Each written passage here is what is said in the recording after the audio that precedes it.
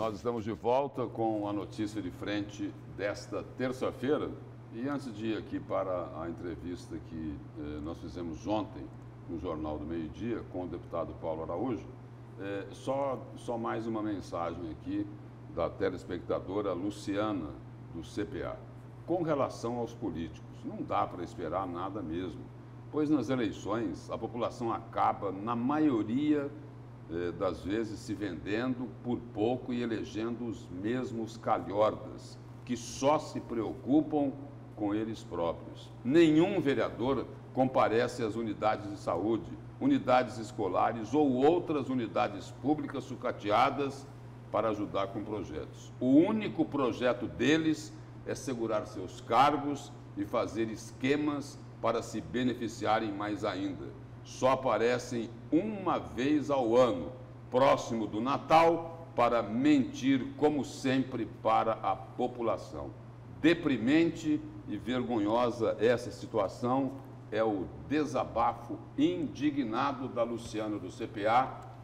E, Luciana, você está coberta de razão. Olha, tem exceções, mas são muito pequenas, né? Muito pequenas. Muito poucas, né? Então é o seguinte, essa é a opinião. Essa é a opinião para o homem público, né?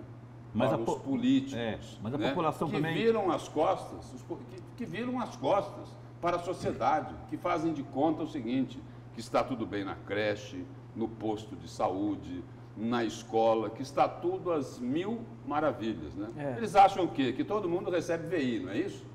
Deve ser isso, né? Mas a população também, viu, Luciana? Luciana, né? Luciana. Também tem a sua parcela de culpa, viu? Porque... Aí ela admitiu isso no texto dela, aqui, na mensagem. Tem culpa porque tem muitas pessoas, não é, que se vendem ainda, não é, por uma dentadura, uma muleta, uma consulta, e aí acaba tendo o que está tendo aí, não é? No caso de Cuiabá, houve uma renovação, sim, significativa, importante, poderia ser maior, não é? Tiraram-se dali alguns elementos que não mostraram a que vieram nos 4 primeiros anos passados, mas a população ainda tem que ter essa consciência aí. E, aliás, quando... o político nunca vem aqui. Vai sim. Ele vai no final do quarto ano do mandato. Então, quando ele for aí, como aconteceu aqui agora, no pleito de 2020, pega um ovo, eu não estou falando fisicamente o ovo, né? Mas corre com o cara daí, está pedindo voto, por que se ele não fez? Se ele não era político ainda, mas ele está ali com as mesmas intenções, com o mesmo grupo ali, bota para correr. Então, a população tem sua parcela também não de culpa, mas de participação na definição aí desse quadro que a gente tanto deseja, que é um quadro minimamente funcional no nosso legislativo. Total, a participação do povo é total. Quem legitima o vereador, o governador ou o prefeito a ser prefeito na condição de representante público é o povo. É o povo que vota. Esse é o sistema democrático em que o povo tem o poder exatamente de legalizar alguém como seu representante. Agora, se nós considerarmos, se de um lado exatamente essa leitura, do outro, boa parte de uma população que não tem uma boa formação política, isso é fato, que ainda vive, de certa forma, na base da pirâmide da teoria das necessidades, ou seja, na necessidade fisiológica, né? Necessitando de comida, necessitando de segurança, necessitando de coisas básicas para poder sobreviver, é exatamente essa população que é manipulada por pessoas que têm uma certa formação política, entendeu? Para poder exatamente se manterem ou chegarem ao poder. Então, o que falta? Falta educação. Quanto mais pessoas instruídas, que tenham condições de refletir sobre política, sobre ética, de forma profunda, mais criteriosas, você está entendendo? Mais difícil para os malandros, para os políticos oportunistas, porque aí eles vão enfrentar alguém que realmente... Mas são esses aí que querem que a população continue lá na periferia, no meio do esgoto a céu aberto, porque não tem intenção nenhuma, sem acesso à educação, sem escola, sem saúde, para o seguinte, quando chegar lá na época da eleição, esse pessoal ia ser a massa de manobra, para eles chegarem lá, e o seguinte, olha, eu posso colocar um cartazinho meu aqui na sua janela? R$200 por semana. É isso aí. Não é isso? É. Aí se o cara tem um carrinho, escuta, eu posso colocar um Perforade, né, que é aquele adesivo no vidro traseiro, é R$300 por semana. Num cenário E aí como ele acaba esse, se vendendo. Chama-se clientelismo. Num cenário como esse, um candidato que tem uma boa formação, né, uma boa formação política, que tem uma boa formação em gestão pública, que seja honesto, que seja ético, que seja moral, não faz diferença alguma. Porque a troca e o interesse e a solução da necessidade por parte do votante, do eleitor, é infinitamente maior. Ele não está preocupado se o candidato é ético, é moral, se existe ética, se não existe ética. Ele não está preocupado com isso. Porque, sabe por quê? Porque o asfalto que ele sempre quis está lá na frente da casa dele. Porque o candidato vai arrumar um emprego junto com o vereador tal, se o vereador ganhar a eleição. Ele não está preocupado com isso. Para ele tanto faz como tanto fez a questão de conceitos éticos e morais, porque isso aí já é uma necessidade muito alta. Ele ainda está na necessidade fisiológica, muito próximo, entendeu? Coisas básicas que não tem porque o sistema não ajuda, porque é muito desigual e muito injusto. Está aí a notícia que nós estamos dando aqui, falando com relação a todas essas injustiças cometidas pelos poderes. E aí o telespectador, ele coloca aqui, eu já vou chamar a reportagem, tá, Verônica? Já vou. Ele só coloca aqui o seguinte, olha, eu assisto vocês todos os dias e gostaria muito que os políticos assistissem também. Quem sabe, assim, eles poderiam ver o que o povo realmente precisa. Alguns assistem, né? Ontem o Avalone estava assistindo aqui, por exemplo, é um deputado... muita gente assiste, muita gente assiste. Não, estou dizendo um exemplo, né? Eu sei. Sim, de político. De político. Passei batido. Porque ela falou de político aí. É um deputado, por exemplo, mas um deputado que não faz nada, sozinho não faz nada. Não, eu não sei. Eu sei que no caso do iPhone, por exemplo, ele não fez, né? Ele poderia ter levantado essa lebre aí, um trocadilho aí, mas ele poderia ter levantado essa causa aí, essa indignação aí dos iPhones lá, lembra do Ministério Público, assunto passado, mas que ainda faz parte da indignação aqui da mesa. E agora a gente vai falar aqui de uma outra polêmica. O deputado estadual pelo PP, que entrou lá, né? Pelo menos eu vi no Jornal da Gazeta, que ele entrou lá naquela lista de pessoas que teriam traído Emanuel Pinheiro. Ele apareceu na reportagem. Bom, mas o assunto foi outro, né? O deputado Paulo Araújo falou sobre a polêmica alíquota de 14% dos aposentados na entrevista que eu fiz com ele ontem no Jornal do Meio-Dia. Vamos acompanhar aí. Deputado, todo mundo sabe o seguinte, que existe um rombo gigantesco na reforma da Previdência Estadual. Essa reforma é necessária, mas ela tem que ser feita em cima dos aposentados, que já ganham quase uma miséria. A reforma, né, da Previdência, na verdade, ela tem que ser social, né? Se nós seguirmos os mesmos critérios implantados, inclusive pelo presidente Bolsonaro, essa alíquota previdenciária até o teto do INSS, ou seja, R$6.000, não deveria ser. Se tivesse sido feito como foi feito lá na reforma previdenciária no Congresso Nacional, não teria toda essa polêmica, toda essa discussão. Porque lá é o seguinte, passa a descontar a partir do teto que é R$6.100. R$6.100, é justamente aquilo que a gente defende. É uma previdência justa e social. Porque essa previdência que está aí de 14%, ela literalmente está matando a família dessas pessoas que são os salários mais baixos. E a grande parte destes aí são servidores da educação, professores que já contribuíram na regra anterior, né? E que deveriam continuar na mesma alíquota previdenciária do governo federal, que é do Bolsonaro. O Bolsonaro, vocês sabem muito bem, ele tem uma bandeira muito contra aí os servidores públicos, mas até o governo federal manteve a isenção da alíquota de todos esses aposentados e pensionistas até o teto do INSS, ou seja, até R$6.100. É aquilo que a gente defende, a gente mantém posição lá no parlamento para que a gente possa fazer uma previdência justa e social para o estado de Mato Grosso, tendo em vista que a reforma da Previdência aqui no estado de Mato Grosso, ela trouxe muita receita para os cofres públicos aqui do governo de estado. E até concordo, em parte, quando você aumenta o tempo de contribuição para os servidores que estão na ativa, você está falando para esses servidores que vão entrar no concurso novo, ó, a regra mudou, você sabe quais são as regras. Mas para esses que aposentaram na regra anterior, e inclusive estão os salários mais baixos do estado de Mato Grosso, nada mais justo que a gente manter o alinhamento nacional promovendo a isenção até R$ 6.100 para os aposentados e pensionistas. A partir de R$ 6.100 aplica a regra, né? Você diminui os 6.100 da base de cálculo e vai praticando os 14% para quem tem os salários maiores. E do outro lado, o jornal A Gazeta trouxe hoje como manchete de capa de que o Ministério Público e o Poder Judiciário acabaram sendo beneficiados nessa reforma da Previdência Estadual. Ou seja, de um lado privilegiam a elite, os altos salários, e de outro querem castigar o aposentado. Aqui, por exemplo, quem ganha R$3.000 vai ter um desconto superior a R$400. É a diferença entre ele comprar ou não comprar o medicamento que ele precisa, no caso aí o aposentado.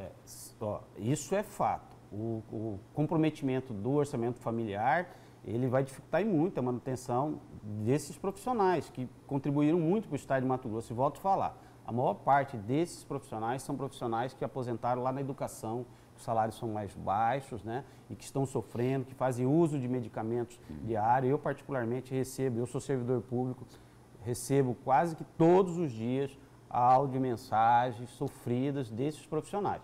Então eu acredito muito num acordo aí com o governo no sentido de restabelecer até o teto do INSS, a isenção até o teto do INSS. Se for possível, inclusive, é uma discussão que está tendo na Assembleia de uma alíquota diferenciada para os servidores ativos, principalmente aqueles que recebem salários maiores, né, para compensar uma previdência superavitária.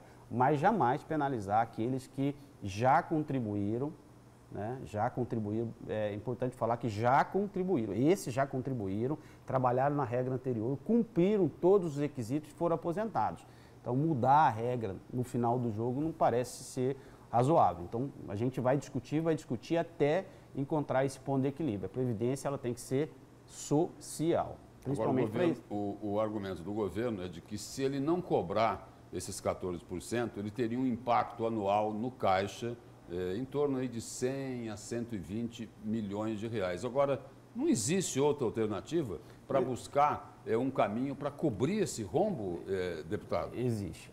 A Previdência, na verdade, ela tinha um déficit infinitamente maior, que foi muito, assim, com a reforma da Previdência aqui, alterando a data da aposentadoria e aumentando a alíquota previdenciária, isso gerou uma receita muito grande para o estado de Mato Grosso. Então, aquele déficit que eventualmente se tinha com relação à Previdência, ela foi superado pela mudança da regra. Você mudou a regra de tempo, você mudou a regra da alíquota previdenciária, você saiu de 11 para 14. Você tinha um grupo de servidores que até então não pagava, era isento até o teto do INSS, que começaram a ser tributados a partir de R$3.000. Então, isso, logicamente, que gerou receita para o estado de Mato Grosso, e é justamente nessa parcela aí desses aposentados e pensionistas que a gente vem buscando aí o entendimento junto ao governo, né, para que a gente possa ter uma previdência mais justa e social, principalmente para essas pessoas que recebem os menores salários aqui no estado de Mato Grosso.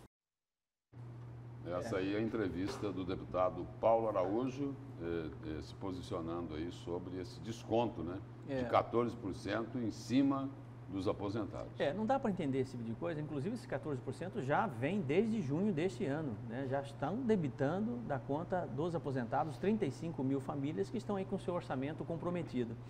Se de um lado nós temos essa situação, do outro lado nós temos, por exemplo, a notícia de que o estado do Mato Grosso hoje contribui com o PIB nacional, é o estado que mais contribui com o PIB nacional, um estado riquíssimo, né? Como é que pode um estado rico como o nosso ter que tirar dinheiro de aposentado que contribuiu a vida inteira para poder equalizar as suas contas? Alguma coisa está errada.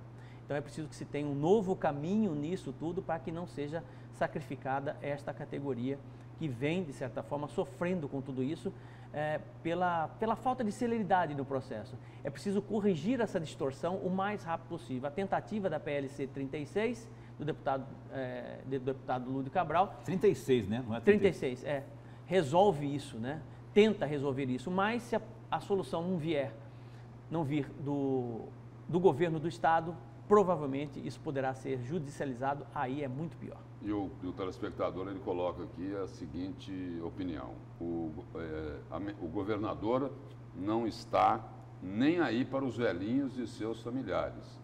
Acha que o voto deles é pouco. Afinal, até há pouco tempo atrás, alguém falou que esse governo tem uma aprovação de 80%. Em linhas gerais, essa é a opinião aqui do telespectador. Eu perguntei isso ontem para o governador Mauro Mendes, ele já fala de antemão que é o seguinte, que o projeto 36, PLC 36, ele é dotado de vício de iniciativa, logo é inconstitucional, né? E eu perguntei, mas por que o governo não pega esse projeto, essa proposta e apresenta ele próprio? Porque ele não concorda, o governo não concorda, que essa nem é, existem estados aí que cobram 23%, 20%, 23% e 14%.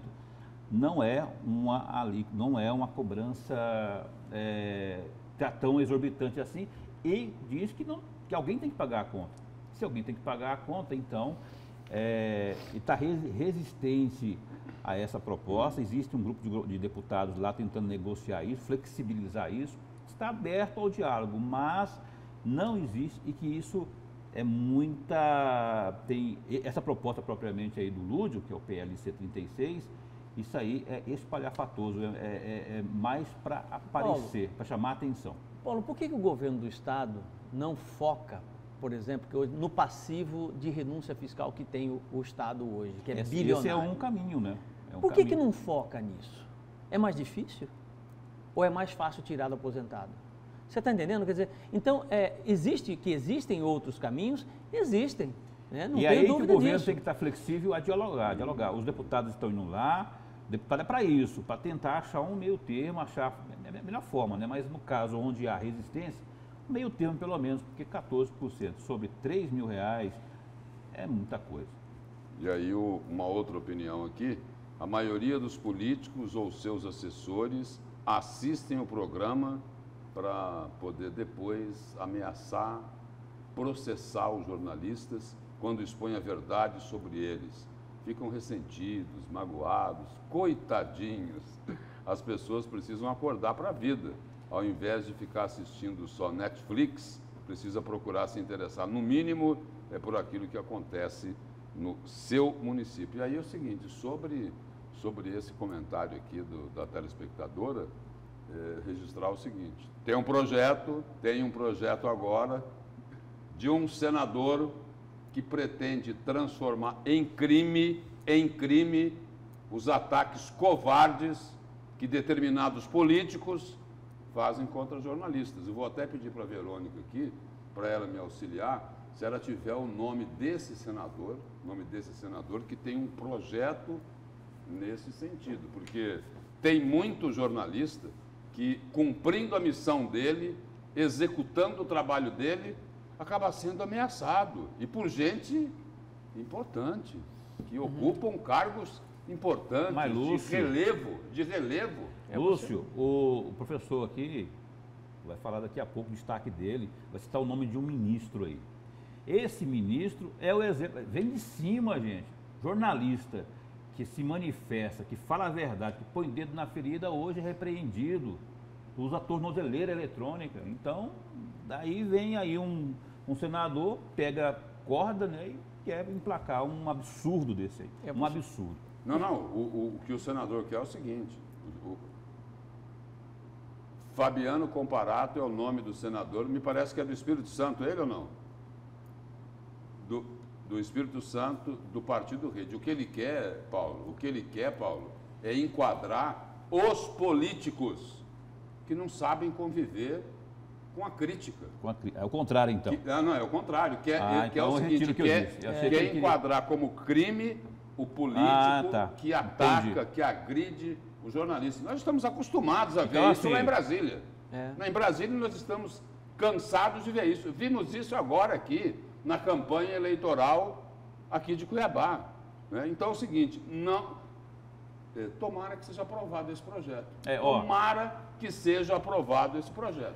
Então, assim, eu só queria fazer justiça, que eu não tenho compromisso com o erro, né?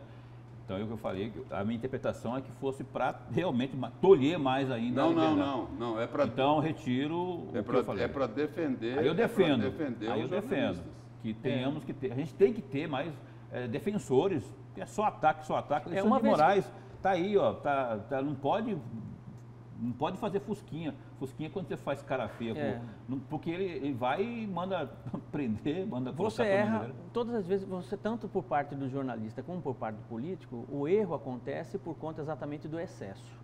Né? Quando você extrapola o limite da moralidade, extrapola o limite do respeito e da educação, ou a falta dela. É muito importante que aquele que hoje é um representante público ou está em um poder, por exemplo, entenda que a diplomacia, que a crítica, ela é extremamente salutar em todos os sentidos. Em todos os sentidos. Inclusive, há uma oportunidade para que aquele que está sendo acusado de alguma coisa se defenda.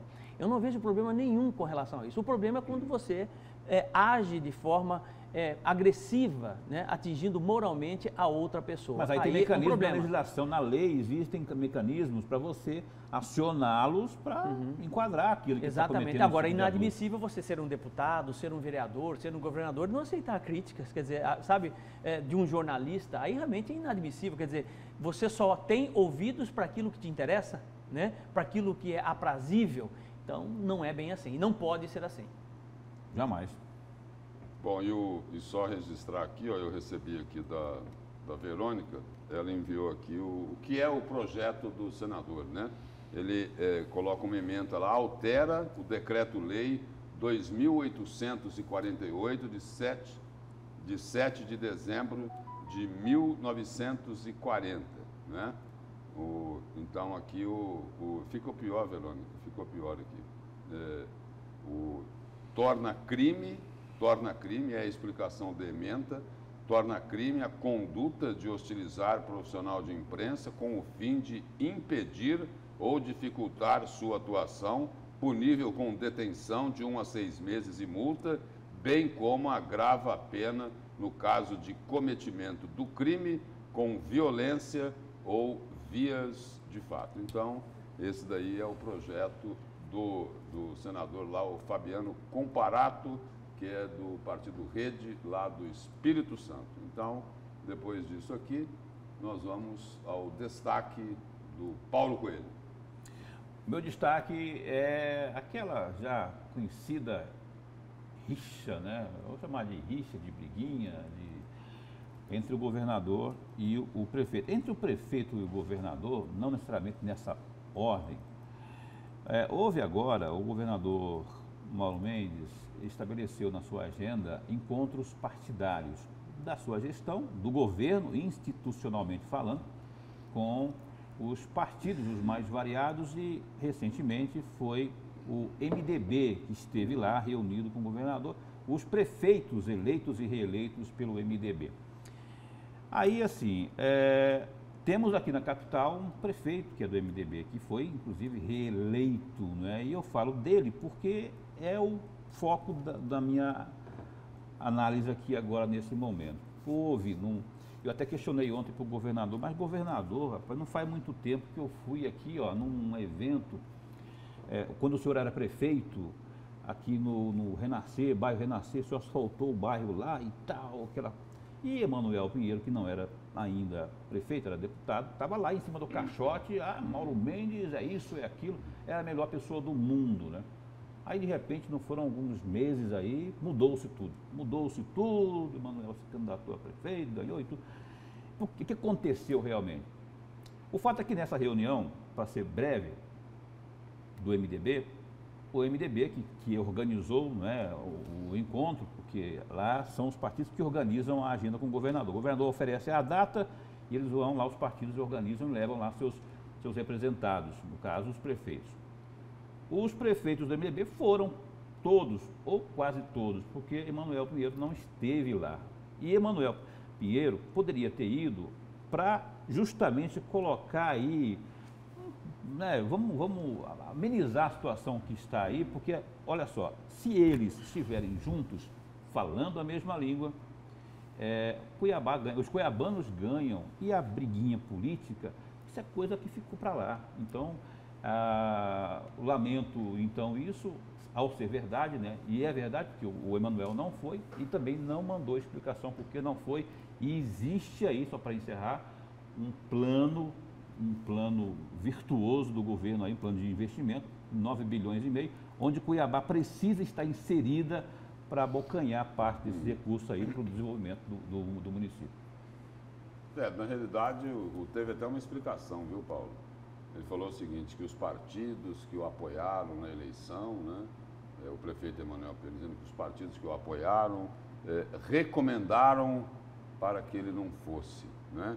Porque aí teve lá uma declaração do coordenador da campanha, o ex-secretário de Obras, Vanderlúcio Rodrigues, dizendo lá no jornal A Gazeta que teve muita gente que traiu o prefeito Emanuel Pinheiro e que essas pessoas estavam essas pessoas que estavam lá na reunião, Janaína Riva, acabaram Carlos as eleições, Bezerra. gente. Não, só estou... Acabaram, não existe mais esse... Acabou, gente. Acabou. Agora é governar o Estado e o município. Acabou, se apoiou, não apoiou, deixa eu apoiar. Agora cada um no seu quadrado. É prefeito? É prefeito. Então vamos lutar por quem? Pelo munícipe, aquele que o elegeu.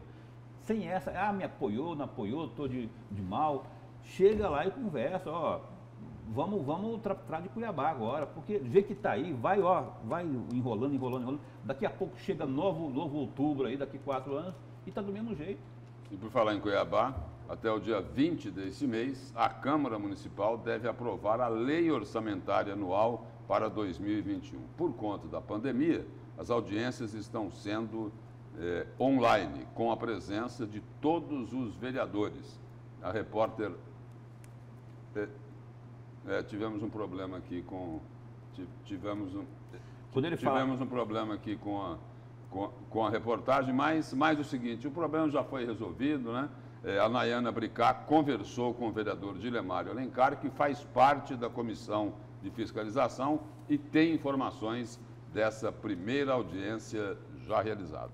Vamos acompanhar. A Câmara Municipal de Cuiabá já realizou a primeira das 3 audiências que devem discutir a Lei Orçamentária Anual de Cuiabá para o exercício de 2021. O vereador Dilemário Alencar, que está aqui comigo, faz parte da comissão que fiscaliza a LOA em Cuiabá. Vereador, como foi essa primeira reunião? Que números foram apresentados até o momento? Olha, a primeira audiência pública, ela foi realizada na semana passada de forma virtual e nós debatemos o orçamento para a Secretaria Municipal de Educação, que fica por volta de 691 milhões de reais. Agora é importante também comunicar à população que a comissão vai fazer mais 2 audiências públicas.